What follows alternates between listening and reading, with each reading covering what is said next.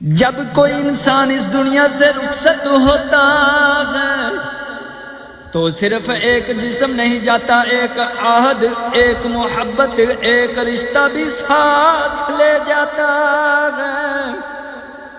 لوا حکیم کی آنکھیں اشک بار ہوتی ہیں اور دل ٹکڑے ٹکڑے اس غم کی حالت میں ہم مرحوم کے لیے ایصال ثواب کرنا چاہتے ہیں جو کہ ایک عظیم نیکی ہے، لیکن افسوس آج کل اس نیکی پر بھی ریاکاری اور دکھاوے کا رنگ غالب آ چکا ہے۔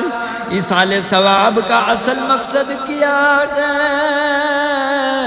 ایصال ثواب کا مطلب ہے کسی نیک عمل کا ثواب مرنے والے کو بخش دینا، اور سب سے افضل ایصال ثواب صدقہ ہے، جیسا کہ نبی کریم نے ارشاد فرمایا اذا مات الانسان انقطع عنه عمله الا من ثلاث صدقة جاریة او علم ينتفع به او ولد صالح يدعو له، یعنی جب انسان مر جاتا ہے تو اس کا عمل ختم ہو جاتا ہے سوائے تین کے: جاری صدقہ، فائدہ مند علم، اور نیک اولاد جو دعا کرے۔ آج ہم کیا کر رہے ہیں؟ جب کوئی فوت ہو جاتا ہے تو ہم کیا کرتے ہیں؟ بڑی بڑی دعوتیں، وسیع پروگرام، قیمتی قورمے پلاؤ نان، کرسیاں کناتے، اسپیکر اعلانات، اور پھر لوگ آتے ہیں، کھانا کھاتے ہیں، فاتحہ پڑھتے ہیں، چلے جاتے ہیں۔ لیکن کیا یہ وہی صدقہ ہے جس کی اصل روح اللہ کے نبی نے سکھائی تھی؟ ریاکاری سے بچو، خفیہ صدقہ کرو۔ نبی کریم نے فرمایا، ترجمہ سنیے، 7 لوگ ہیں۔ صحیح بخاری شریف 1421، صحیح مسلم شریف حدیث نمبر 1031۔ ترجمہ سنیے، 7 لوگ ہیں جنہیں اللہ تعالیٰ قیامت کے دن اپنے عرش کے سائے میں جگہ دے گا۔ ان میں سے ایک وہ شخص ہے جو اس طرح صدقہ کرتا ہے کہ اس کا بایاں ہاتھ بھی نہیں جانتا کہ دایاں ہاتھ کیا دے رہا ہے۔ یہی وہ صدقہ ہے جو اللہ کی رضا کے لیے ہوتا ہے، نہ کہ لوگوں کی واہ واہ کے لیے۔ خفیہ ایصال ثواب کے عملی طریقے: نمبر 1، راشن کے بیگ تیار کریں۔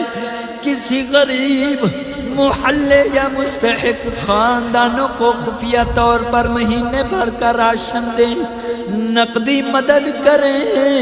کسی ایسے شخص کو پیسے دیں جو بیماری اور قرضے یا فاقے کا شکار ہو، لیکن خاموشی سے۔ نمبر 3، تعلیم یا دوا کا خرچ اٹھائیں۔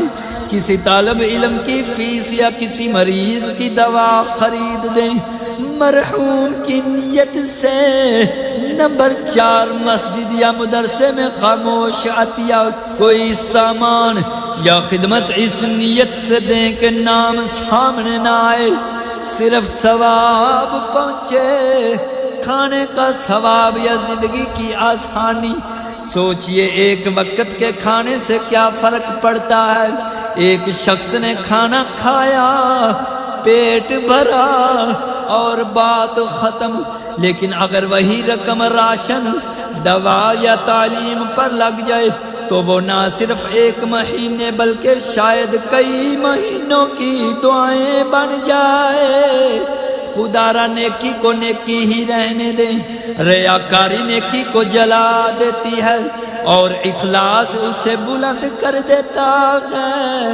اگر واقعہ ہی کسی عزیز کے لیے ایصال ثواب کرنا ہے تو سادگی اختیار کریں، نمود و نمائش چھوڑیں، خفیہ طریقے سے صدقہ کریں۔